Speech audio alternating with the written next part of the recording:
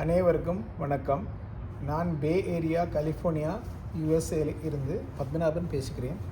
இன்று San Jose Sri ராஜராஜஸ்ரீ temple காஞ்சிபீடத்திலையும் Veda தியானம் பண்ணி ஸ்ரீ மணிகண்ட வாத்தியார் நம்ம கூட இருந்து மகாலயபக்ஷம் மற்றும் ஸ்ராதத்தின் முக்கிய அம்சங்களை பற்றி பேச இருக்கிறோம்.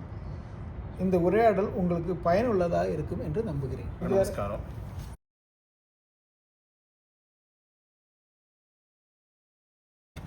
ஃபாதர், முதல் கொஸ்டின், நம்ம இந்த மகாலயபக்ஷத்துக்கு முந்தி முதல் நம்ம எல்லாம் சுத்தமாக ஆச்சாரமாக மடியாக குளித்து இங்கே உட்காந்து பஞ்சகஜம் உடுத்துட்டு வந்திருக்கோம்.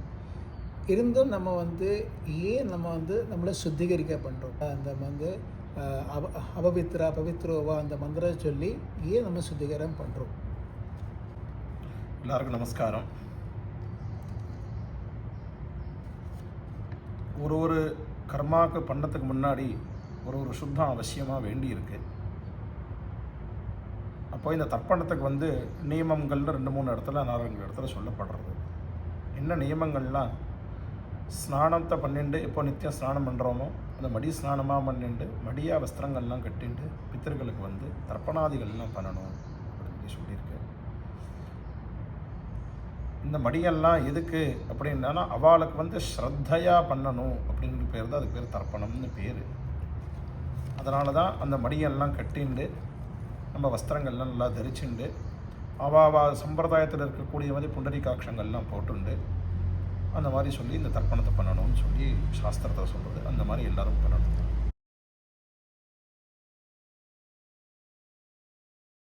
அடுத்த கொஸ்டின் வாத்தியார், பவித்திரத்தை ஏன் வலது கை மோதிர விரலில் அணிகிறோம்? பவித்திரம் அந்த அதுக்கு பேர் அனாமிகாபியாம் அப்படின்னு சம்ஸ்கிருதத்தில் பேர். அதுக்கு பேர் மோதிர விரல் பேர். அதில் தேவதா ஆராதனம் வசிக்கிறதுனால இந்த தர்ப்பணம் மட்டும் இல்லை, மற்றபடி என்ன காரியம் பண்ணாலும் பவித்திரத்தை போட்டுண்டு பண்ணணும். அப்படின்னா பவித்திரம் ரொம்ப சுத்தியானது. முதல்ல எப்படி சரீரத்துக்கான சுத்தி எப்படி சொல்லி நம்ம ஸ்நானங்கள்லாம் பண்ணி வஸ்திரத்தை கட்டின்றோமோ அதே மாதிரி பவித்திர சுத்தி, பவித்திரம் போய் சுத்தமாக இருக்கிறதுனால அந்த பவித்திரத்தை போட்டுண்டு நம்ம அந்த மேற்கொண்டு அந்த மோதிர விரலில் போட்டுண்டு, அதே மாதிரி இந்த ஆள்காட்டி விரலில் போட்டுண்டு அதுக்கு தர்ஜினின்னு பேர். அந்த மாதிரி ஒரு விரலில் ஒரு விசேஷம் இருக்குது. அந்த பவித்திரம் மோதிர விரலில் அந்த பவித்திரம் போடுறதுனாலே அதுக்கு பேர் பவித்திரம் மோதிரம்னே சொல்லி அந்த பவித்திரம்னே பேர் அதுக்கு. அந்த பவித்திரத்தை போட்டுண்டு தான் நம்ம நித்திய கர்மாக்கள் என்னென்ன கர்மாக்கள்லாம் நம்ம பண்ணுறோமோ அதெல்லாம் அனுஷ்டானம் பண்ணணும்னு சொல்லி சாஸ்திரங்களில் இருக்குது. அந்த மாதிரி நம்ம அனுஷ்டானங்களில் பண்ணணும்னு சொல்லி இருக்கிறதுனால தான் அந்த பவித்திரங்க போட்டுண்டு அந்த மோதிர விரலில் போட்டுண்டு நம்ம தேவதாவோட திருப்திக்கும் நம்ம பித்தர்கள் என்னென்னது எல்லாம் பண்ணுறோமோ அதெல்லாம் தேவதா ஆராதனம்னு பேர். அந்த தேவதா ஆராதனத்துக்காண்டி அந்த மோதிர விரலில் போட்டுண்டு தான் பவித்திரத்தை போட்டுன்னு பண்ணணும்னா.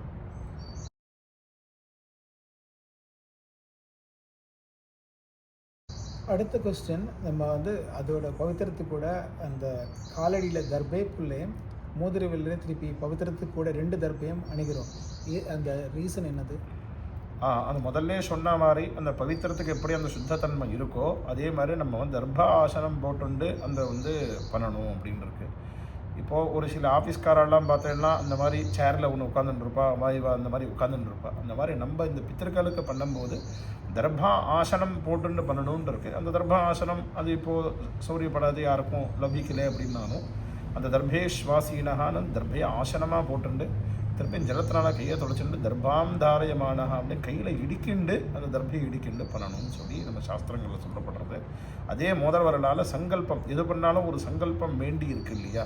இந்த காரியம் பண்ணுறோம் அந்த காரியம் பண்ணுறோம், அதுக்கு ஒரு வஸ்து தேவை இல்லையா? அந்த வஸ்து அந்த தர்பையை வச்சுண்டு பிரமாணமாக எடுத்துண்டு, இப்போ எப்படி இந்த மாதிரிலாம் பிரமாணம்லாம் எடுத்துட்டு பண்ணுறாலோ அதுக்கு ஒரு தேவையோ அதே மாதிரி இந்த திதியில் இந்த நட்சத்திரத்தில் இந்த தர்ப்பணம் பண்ணுறேன் அப்படின்னு சொல்லி சொல்கிறதுக்கு தீர்மானத்துக்காண்டி அந்த தர்பையை வச்சுண்டு இந்த பவித்திரத்தோட தேவதையோட ஆக்னியும் மனசில் வச்சுண்டு இந்த பவித்திரத்தை வச்சுட்டு பண்ணுறோம்.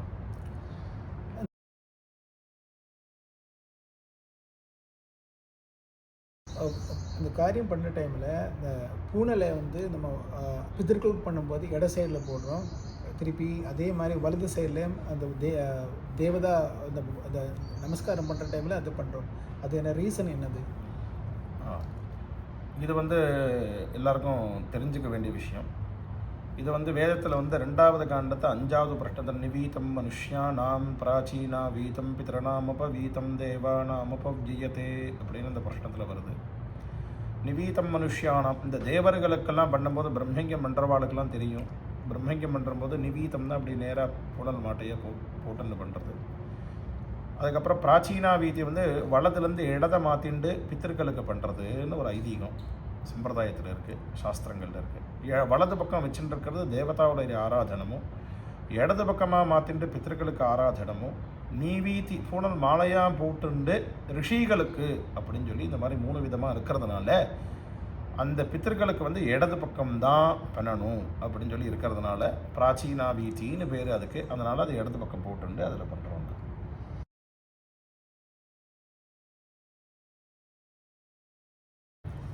அடுத்த கேள்வி, ஏன் எள்ளை நம்ம பயன்படுத்துகிறோம்? அதில் என்ன ஸ்பெஷாலிட்டி இருக்குது? அது கூட அரிசியும் நம்ம 2 அக்ஷதையும் போடுறோம்.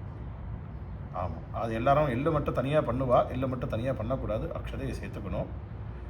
இப்போது வந்து அது திலாகா பாபஹராக விஷ்ணோர் தேக சமுத்பவம்னு அப்படி ஸ்லோகம்.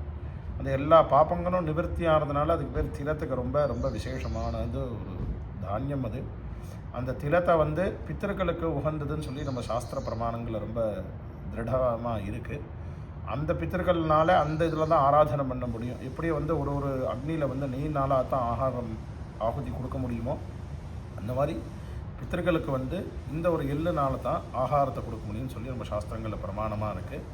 அந்த எள்ளுனாலையும் அதோட 2 அக்ஷதையும் சேர்த்துண்டு அதுவும் அதை எப்படி எடுக்கணும்னு அதில் இருக்குது. அதை வந்து நம்ம மோதிர விரலனால தான் எள்ளு எடுக்கணும்னு இருக்குது. இந்த ஆள்காட்டி விரலனாலேயோ தர்ஜினி விரலோ இந்த விரலனால எடுக்கக்கூடாது. வெறும் மோதிர விரலனால எடுத்துட்டு தர்ப்பணத்தை பண்ணணும். அதை எடுத்து நடுவில் வச்சுட்டு அதுலேருந்து இப்படி தர்ப்பணம் பண்ணணும்னு சொல்லியிருக்கு. அதனால் அதே பவித்திரமோ போட்டுண்டேலோ அந்த மோதிர விரல்னால 2 எள்ளு எடுத்துட்டு உள்ளங்கையில் வச்சுட்டு தர்ப்பணம் பண்ணணும்னால, அதனால் அந்த எள்ளு வந்து பித்திருக்களுக்கு பிரீத்தினால அது வந்து அவளுக்கு ஆகாரமாகவும் போகிறது அப்படின்னு சொல்லி ஒரு இடத்துல புராணங்கள்லாம் சொல்லப்படுறது. அந்த ஆகாரத்தினாலையும் அவள் திருப்தி அடைகிறான்னு சொல்கிறதுனால எள்ளு அக்ஷதையும் எடுத்துட்டு தர்ப்பணம் பண்ணுவான்னு அது நம்ம சாஸ்திர பிரமாணமாக இருக்கனால அந்த மாதிரி பண்ணிட்டு இருக்கோம் நம்ம.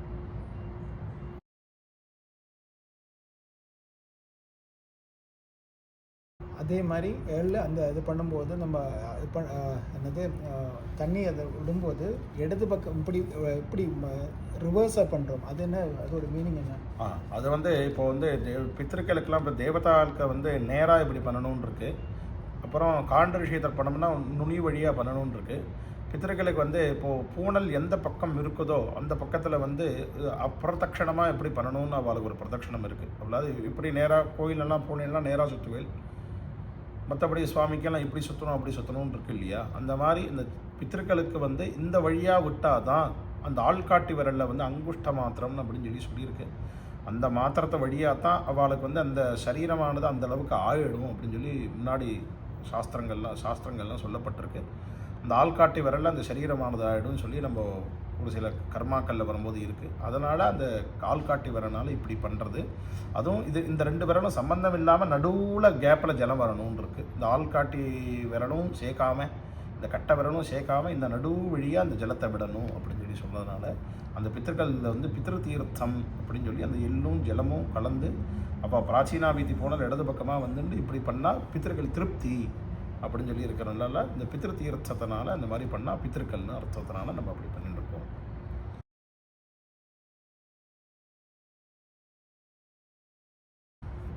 இப்போ மந்திரங்களை சரியான வரிசையில் உச்சரிக்க வேண்டும்னு சொல்கிறாங்க. முதல்ல சங்கல்பம், அப்புறம் ஆவாகனம், அப்புறம் தர்ப்பணம், அப்புறம் தந்தை வழி, அப்புறம் தாய் வழி, மூதாயர்கள், அப்புறம் அது முடிஞ்ச அப்புறம் யதாஸ்தானம்.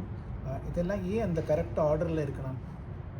இப்போ எப்படி வந்து நம்ம இப்போ ஒரு ஆற்றுக்கு அதித்தின்னா யார் வராளோ வாழை உட்காருங்கோ ஆகாரம் பண்ணுங்கோ இப்படி இந்த உபச்சாரம்லாம் எப்படி பண்ணுறோமோ அந்த பித்திருக்கள் வந்து பண்ணுறதுக்குன்னு ஒரு வழிமுறை வந்து நம்ம ரிஷிகள்லாம் கொடுத்துருக்கா. அது எப்படி கொடுத்துருக்கா அப்படின்னா நீங்கள் முதல் கொஸ்டினில் முதல்ல பார்த்தீங்கன்னா முதல்ல கேட்டிருப்பேன் ஆச்சமனம் பண்ணுறது எப்படி, அந்த ஸ்நானம் பண்ணுறது எப்படி, பஞ்சகச்சம் எப்படி பண்ணுறதுன்னு. அதெல்லாம் இந்த ஸ்கூலுக்கு அவள் என்னென்ன பிரவൃத்திக்கெல்லாம் போகிறாளோ அந்த ட்ரெஸ்ஸை போட்டுன்னு தான் போவா இல்லையா? அதேமாதிரி பித்திருக்களையும் ஆராதனை பண்ணுறதுக்கு அந்தந்த ட்ரெஸ்ஸில் தான் இருக்கணும். புருஷா எப்படி பஞ்சகச்சத்தில் இருக்காளோ ஸ்திரீகளும் அதே மாதிரி 9 கஜ கட்டிண்டு அந்த மாதிரி பித்திருக்கள் எப்படி இருக்கோமோ அதே மாதிரி இங்கே வரக்கூடிய வந்து அந்த வஸ்திரத்தினாலே இருந்துட்டு அதே பவித்திர மோதிரத்தினால போட்டுண்டு அவளை எப்படி ஆகாரம் பண்ணுங்க அப்படின்னு இப்போ முதல்ல சொன்ன மாதிரி அதே மாதிரி அவளை உட்கார வச்சுட்டு அந்த பித்திருக்களை வந்து எந்த பித்திருக்களை ஆவாகனம் பண்ணுறோமோ அந்த பித்திருக்களை வந்து தர்பையினால் வரிக்கணும். அவள் சம்பிரதாயம் படி கூர்ச்சமோ தர்பஸ்தம்பமோ அது என்ன சொல்லப்பட்டிருக்கோ அதை வந்து அவள் ஆச்சாரியால் கேட்டுண்டு இந்த ஆச்சாரிய சம்பிரதாயம் எப்படியோ அந்த மாதிரி கேட்டுண்டு அந்த தர்பையை வச்சுண்டு தெற்கு நுனியாக வச்சுண்டு பித்திருக்கள்லாம் தெற்கு நுனியில் இருப்பார். யமதர்மராஜா அந்த சரீரமான போனதுனாலையும் அவர் எடுத்துகிட்டு போனதாலும் எல்லாரையும் அதிகமாக இருக்கிறதுனால தர்மத்தை காப்பாற்றுறதுக்காண்டி அந்த சரீரத்துக்காண்டி அந்த பித்திருக்களை வந்து தெற்கு பக்கமாக நுனியை வச்சுண்டு இந்த ஜலத்தை வந்து விடும்போது அதில் வந்து எந்த ஜலத்தில் எதை உத்தேசித்து பண்ணணும்னு ஒரு சங்கல்பம் வேணும் இல்லையா? அதுக்கு பேர் தான் சங்கல்பம். இன்னார் உத்தேசித்து இப்போ எப்படி இங்கிலீஷில் வந்து 12 மாதம்னா அப்படி சொல்கிறீங்களோ அந்த மாதிரி தமிழில் 12 மாதங்கள் இருக்குது. அந்த திதி வார நட்சத்திரங்கள் எல்லாத்தையும் சொல்லி அந்த திதியில் வந்து இந்த நட்சத்திரத்தில் இந்த திதியில் பண்ணுறோம் அப்படின்னு சொல்லி எந்த மாதிரி இதுக்கு பேர் இதெல்லாம் ஒன்றா சேர்க்கிற பேர் தான் சங்கல்பம்னு பேர். இப்போ இந்த சங்கல்பத்தில் இன்னொரு சூக்ஷ்மமான ஒரு விஷயம், மற்றபடி சங்கல்பத்தில் பண்ணேன்னா பொருள் இடம் பண்ண வேண்டிய அவசியம் வராது. இந்த இடத்துல சங்கல்பத்தில் இடம் பண்ண வேண்டிய அவசியம் வரும். முதல் சங்கல்பத்தில் வந்து அம்மமோ பார்த்த அபவித்ர பவித்ரோவா அப்படின்னு சொல்லி அந்தலேருந்து ஆரம்பித்து திதிவார நட்சத்திரங்கள்லாம் பிராச்சீனா வீட்டில் சொல்லக்கூடாதுன்னு நம்மளுக்கு பிரமாணம் இருக்கிறதுனால திதிவார நட்சத்திரம் இத்தியாதிகள்லாம் ஆரம்பித்து அந்த திதி வரைக்கும் புண்ணிய திதவோ சுப திதவோ அந்த வரும்.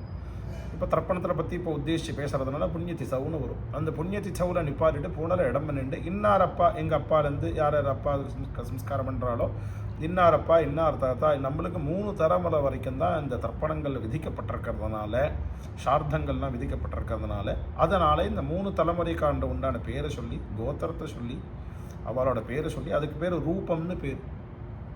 இப்போ எப்படி நீங்கள் இந்த ஃப்ளைட்டெல்லாம் ட்ராவல் பண்ணும்போது பார்த்தீங்கன்னா அந்த எக்கனாமிக் கிளாஸ் இந்த மாதிரி கிளாஸ் போட்டிருப்போம் மற்ற அது ஒரு கிரேடு மாதிரி போட்டிருப்பான். அந்த மாதிரி நம்ம வந்து பித்திருக்களுக்கு வந்து 3 விதமான கிளாஸ் இருக்குது. அந்த 3 விதமானத்தில் அதுக்கு பேர் வசு ருத்ர ஆதித்யன்னு ஸ்வரூபம்னு பேர். அந்த வசு ருத்ர ஆதித்ய ஸ்வரூபமா அப்படின்னு சொல்லி பித்திருக்கள்னால் இதில் எல்லாமே அடக்கம்.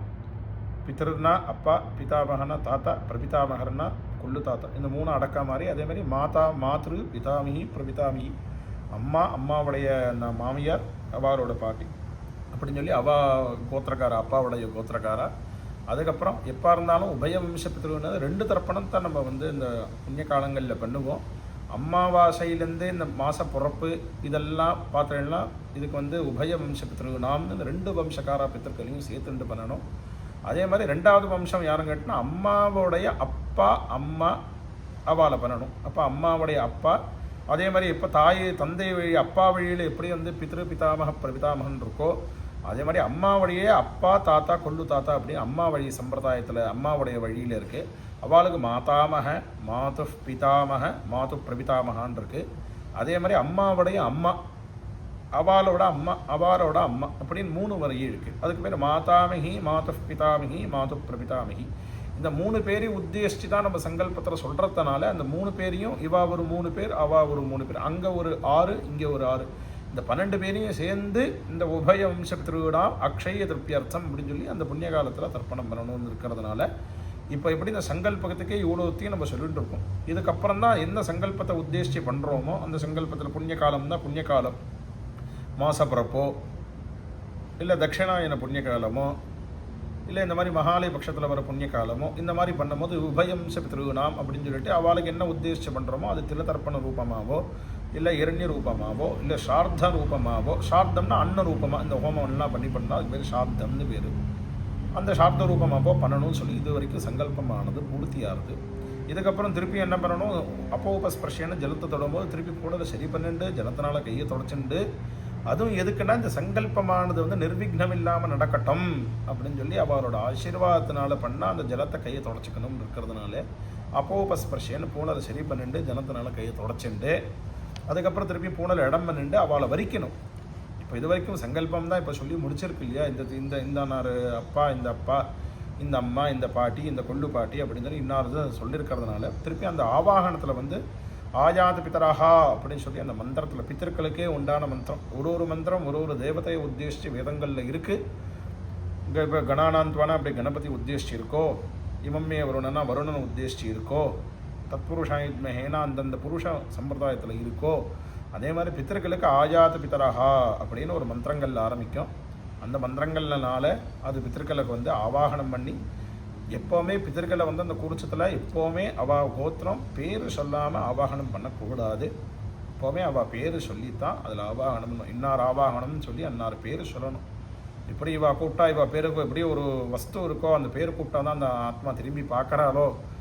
அந்த பேர் இப்போ ஒரு ராமசுவாமி அப்படின்னா ராமசுவாமி நான் திரும்பி பார்க்குறாரோ, பத்மநாபன்னா பத்மநாபன் எப்படி திரும்பி பார்க்குறாரோ, மணிகண்டன்னா எப்படி திரும்பி பார்க்குறாரோ, அந்த மாதிரி அந்த கூர்ச்சத்தில் பித்தர்களை சொல்லி ஆவாகனம் பண்ணி அந்த பித்தர்களுக்கு உண்டான வரிக்கிறதுன்னு பேர், வரித்து அவளை ஆவாகனம் பண்ணி அதுக்குண்டான சகிருதா சின்னம் அப்படின்னு சொல்லி அந்த மந்திரத்தினால சொல்லி ஆசனம் போட்டு திருப்பி திலாதி சகலாராதனை சுவர்ச்சிதம் பித்தர்களுக்கு எல்லா விதமான உபச்சாரங்களும் திலரூபமாக பண்ணணும் அப்படின்னு சொல்லியிருக்கிறதுனால தூபதீப தெய்வ நைவேத்தியங்கள்லாம் இங்கே சூக்ஷ்மமாக சொல்லப்பட்டுறதுனால திலாதி சகலாராதனை சுவர்ச்சிதம் சொல்லி எள்ளுனாலேயே வரித்து எள்ளுனாலே அவளுக்கு ஆவாகனம் பண்ணி எப்படி தேவதைகள்லாம் அக்ஷதைனாலே எப்படி வருணாஜிரமஹா அப்படின்னு அக்ஷதையை போடுறோமோ அதே மாதிரி பித்தர்களுக்கு திலத்தினாலேயே திலாதி சகலாராதனைய சுவர்ச்சிதம்னு சொல்லி அதையும் பண்ணி அதுக்கப்புறம் உதீரதாம் அப்படின்னு சொல்லி எல்லாரும் இருக்க சொல்லி தான் தர்ப்பணங்கள்லாம் பண்ணணும். அவாவ சம்பிரதாயத்தில் எப்படி எப்படி இருக்கோ அந்த மாதிரி இருக்க சொல்லி தான் தர்ப்பணங்கள்லாம் பண்ணணும். போதாயனக்காராளுக்கு மட்டும்தான் நேராக அந்த திருப்பயாமி அப்படின்னு சொல்லியிருக்கு. மற்றபடி எல்லாருமே அந்த உதீரதாம்னு முதல் இருக்கனாலே வசுரூபமும் அங்கிரோசோனஃப் பிதராகா அப்படின்னு ரெண்டாவது இருக்கும், ஆயந்தோனஃப் பிதராகா மூணாவது இருக்குது. இந்த மூணுருக்கு சேர்ந்து தான் ஒரு அப்பாவுக்கு தர்ப்பணத்தை பண்ணுவாள்.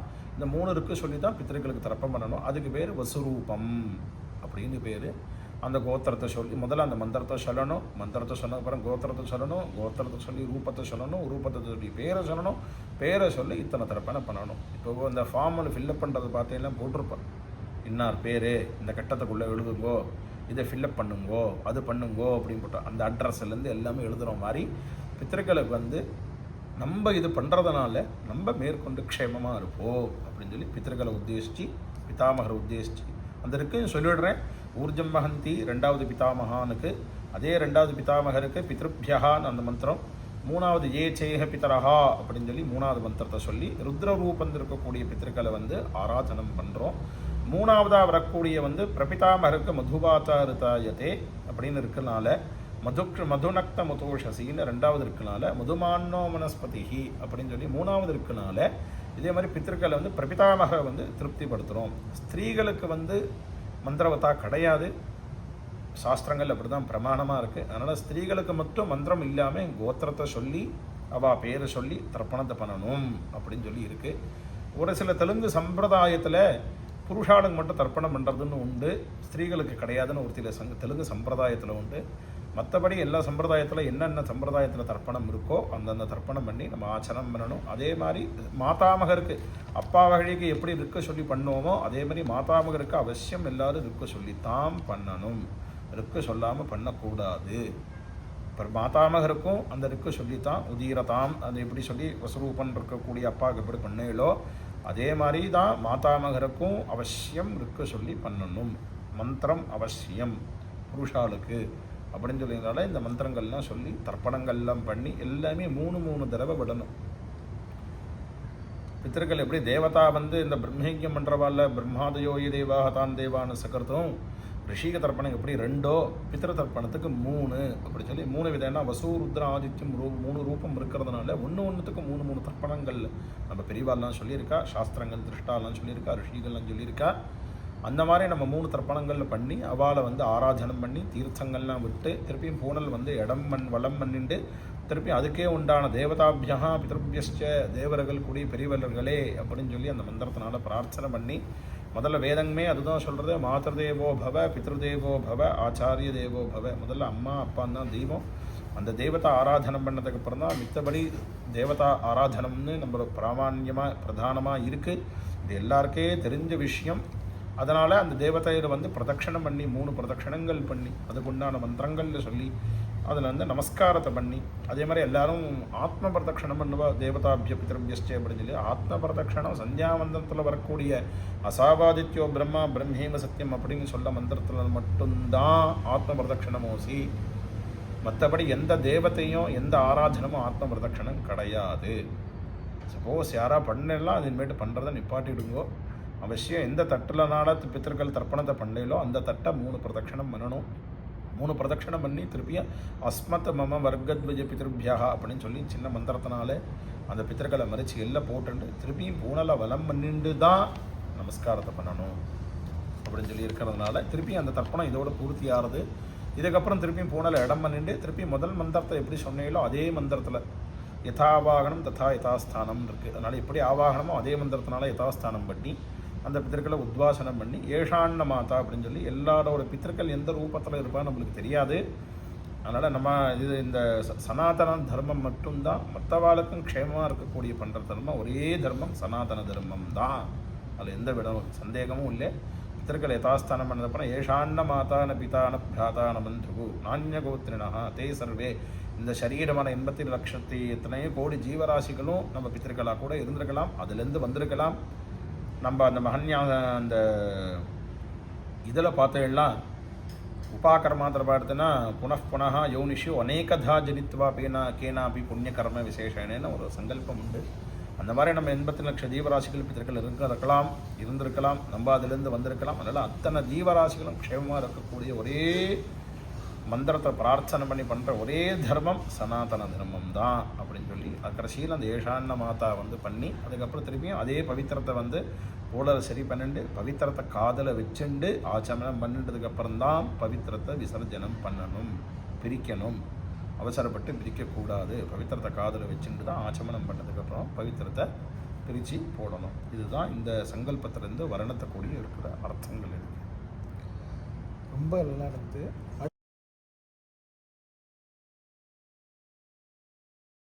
அடுத்த கொஸ்டின், மாமனார் மாமியார் மனைவியின் பெற்றோருக்கு தர்ப்பணம் செய்யலாமா?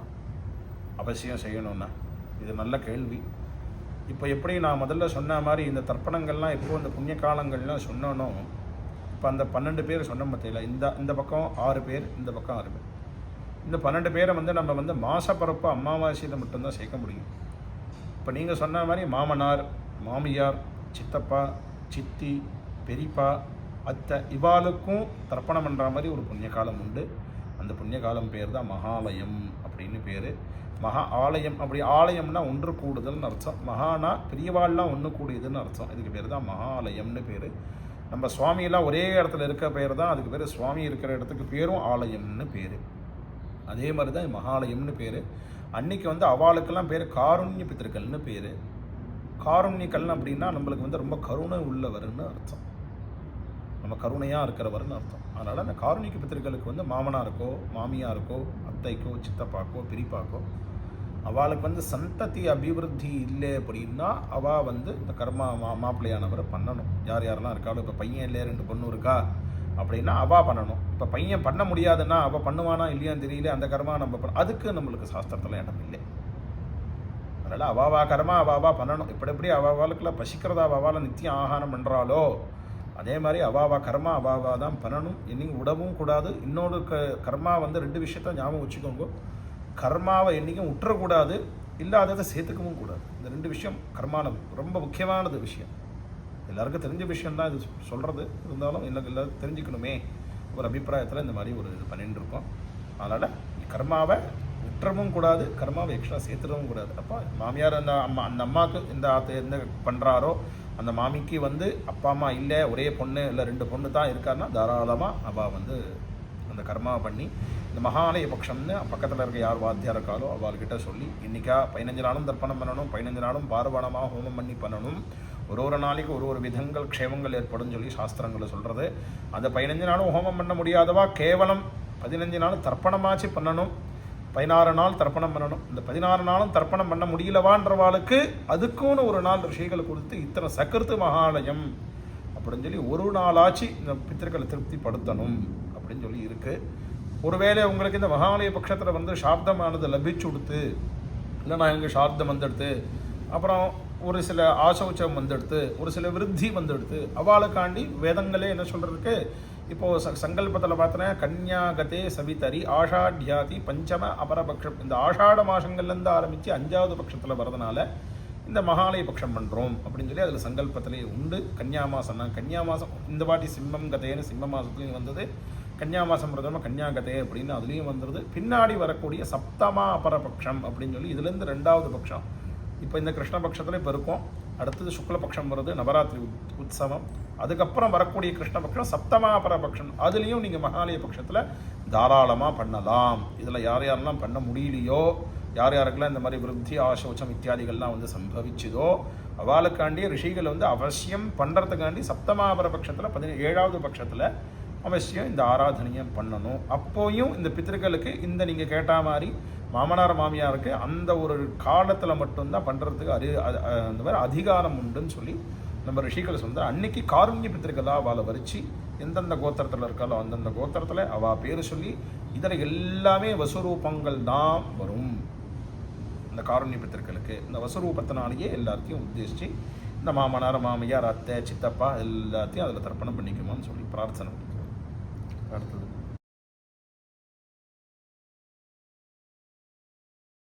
நாம் சில உறவினர் அல்லது குடும்ப மூதாயிருக்கு மறந்துருக்கலாம். அவர் எப்படி நம்ம சேர்த்துக்கலாம்? ஒன்லி நம்ம 3 பேர் தான் நம்ம சேர்த்துக்கிறோம், அவளை சேர்த்துக்கலாமா?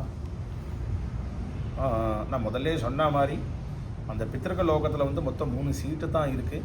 அந்த 3 சீட்டில் 3 பேர் மட்டும்தான் உட்கார முடியும். மற்றபடி அங்கே உட்காரத்துக்கெல்லாம் அந்த இடத்துல அதிகாரமே இல்லைன்னு சொல்லி நம்ம ரிஷிகள்லாம் சொல்லியிருக்கா. அதனால் வசு ருத்ரம் எல்லாமே 3 தான் சொல்லியிருக்கு. 3 பித்திருக்கள், 3 ரூபம், 3 தர்ப்பணம், 3 வர்க்கம் அப்படின்னு தான் சொல்லியிருக்கு. அந்த 3 வர்க்கத்தில் 3 வர்க்கம்னா அப்பாவ வர்க்கம், அம்மா வர்க்கம், அது 2 வர்க்கம் தான். அந்த 3 ரூபத்தை சொல்கிறேன் நான், வசூருத்ராதித்யம். அதனால் அது மேற்கொண்டு அவளை வந்து சேர்த்துக்கிறதுக்கு இங்கே இடத்துல பிராதானியம் இல்லை. அதை சப்போஸ் அந்த நீங்கள் சேர்த்துக்கணும் மனசில் உங்களுக்கு எதனா ஒரு அபிப்பிராயம் விட்டதுன்னா அந்த மந்திரத்தில் பின்னாடி ஏழான்ன மாத்தான்னு ஒன்று சொல்லுவேன். அதில் ஒரு வேளை அந்த பித்திருக்கள்லாம் இருக்கான்னு சொல்லி அதில் கூட நம்ம வந்து மனசை வந்து நினச்சிட்டு அந்த மந்திரங்கள் இப்படி தான் இருக்குது. பித்திருக்கள் யார் யாரெல்லாம் இருந்தாலோ அவெல்லாம் தேசர்வே திருப்தி மாயாம் என்னால் செய்யப்பட்ட மயா உத்சிருஷ்டைகி உடறதுனால இந்த ஜலத்தினால அவள் திருப்தி அடையட்டும் அப்படின்னு சொல்லி அதில் பிரார்த்தனை இருக்குது. அவசியம் இது வந்து நீங்கள் இதை நினச்சிட்டு பண்ணலாம், கண்டிப்பாக அவா பித்திருக்கள் இதுக்கு போய் சேரும், எந்த ஒரு சந்தேகமும் இல்லைன்னு சொல்லி அந்த ஸ்லோகத்தில் பிரார்த்தனை. நம்ம அது நித்தியமாகவே தான் பண்ணிட்டு இருக்கோம். அதை பற்றி இப்போது ஒன்றும் விசாரம் இல்லை. இருந்தாலும் அதை பற்றி மனசில் இருக்கிறவா அந்த பேரை ஒரு வேளை இதுவா 4வது தலைமுறை 5வது தலைமுறை எதனா பேர் ஞாபகம் இருந்தால் அவளை நினச்சிக்கோங்க. ஏன்னா ரிஷிகள் எப்படி சொல்லியிருக்காளோ அப்படி தான் நம்ம பண்ண முடியும். அதுக்கு மேலே ஏன் எதுக்குன்னு நம்ம கேள்வி கேட்கவும் முடியாது. கேள்வி கேட்கறதுக்கு அதிகாரமும் நம்மளுக்கு இல்லை. ரிஷிகள் என்ன சொல்லியிருக்காரோ அதனால நம்ம பண்ணி அந்த க்ஷேமத்தை அடையுமோன்னு சொல்லி பிரார்த்திக்கணும்.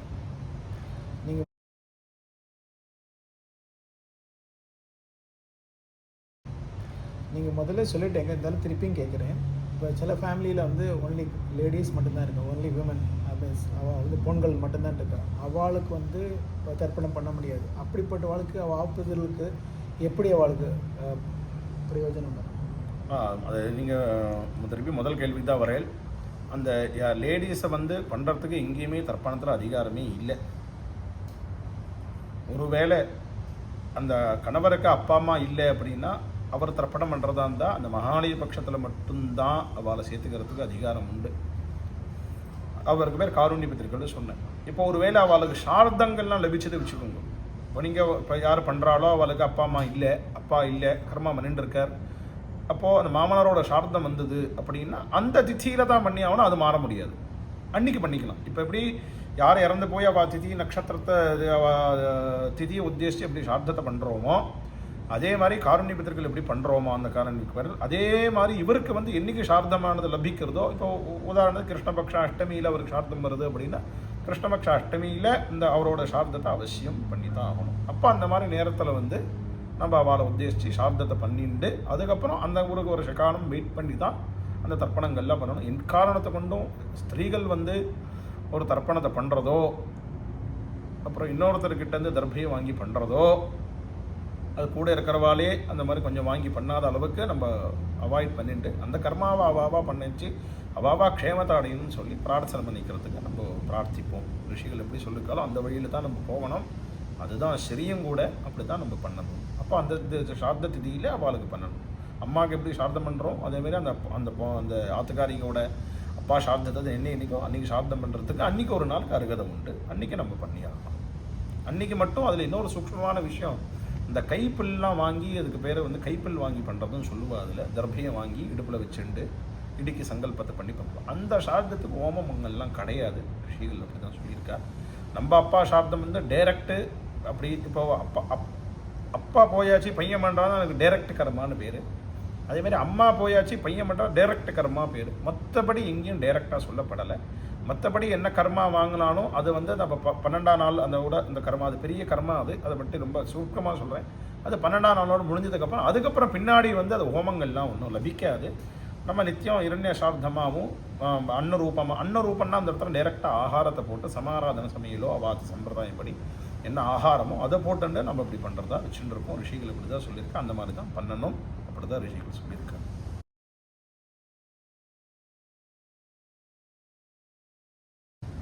சில பேர் வந்து இந்த ரிக் பண்ணாமல் வெறும் இந்த கோத்தருன்னு சொல்லி அப்பா பேர் சொல்லி அப்புறம் வந்து சுதாரணமாக கர்ப்பயாமி அது மட்டும் சொல்கிறா, அது தப்பு இல்லையா? அது கரெக்டாக அப்படி பண்ணலாமா?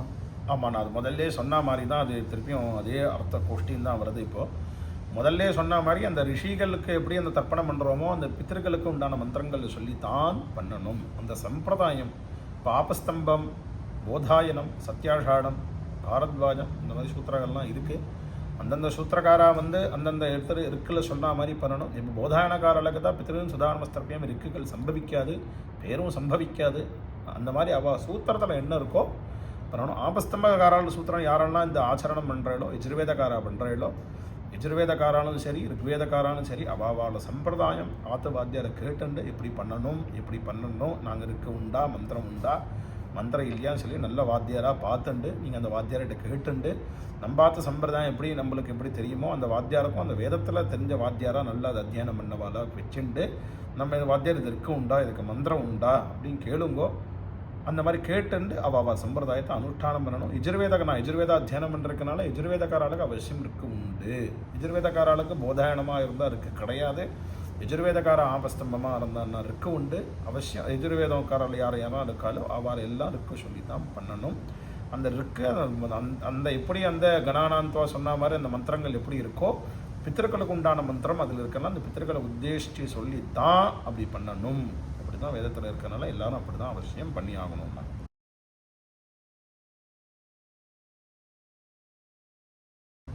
இந்த நிறைய பேர் வந்து இந்த துவாசனில் யதாஸ்தானம் செய்ய விடாமல் இருந்திருக்காங்க, தப்பு இல்லையா? அது கரெக்டாக ஃபுல்லாக முடிச்சு தானே ஆகணும் இல்லையா? ஆமாண்ணா, கண்டிப்பாக அவசியம். இது வந்து எப்படி வந்து யதாபாகனம் ததா யதாஸ்தானம் அப்படி இருக்கும். யதா ராஜா ததா பிரஜா, இப்படி ராஜா அப்படி இருக்காரோ பிரஜை எப்படி இருப்பாளோ அது எப்படி பிரமாணமோ அதே மாதிரி எப்படி யதாஸ்தானம் பண்ணோமோ அதே மாதிரி எப்படி ஆவாகனம் பண்ணோமோ கண்டிப்பாக யதாஸ்தானம் பண்ணியே தான் ஆகணும்.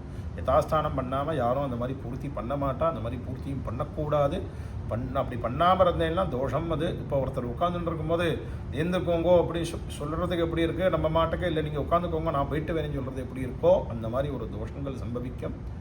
அதில் வந்து அவசியம் நம்ம யதாஸ்தானம் பண்ணித்தான் பண்ணணும். ஆவாகனம் பண்ணணும், பின்னாடி மந்திரம் பிரதட்சணம் பண்ணணும். யதாஸ்தானம் பண்ணாமல் எந்த ஒரு காரியமும் பண்ணக்கூடாது, அந்த காரியம் பூர்த்தியும் ஆகாது. தேங்க்யூ வாத்தியார், ரொம்ப நன்றி. உங்களோட ரொம்ப யூஸ்ஃபுல் இன்ஃபர்மேஷனாக இருந்தது. எல்லாமே எல்லா ஜனங்களுக்கும் இது யூஸ்ஃபுல்லாக இருக்கும்னு நினைக்கிறேன். Thank you so much.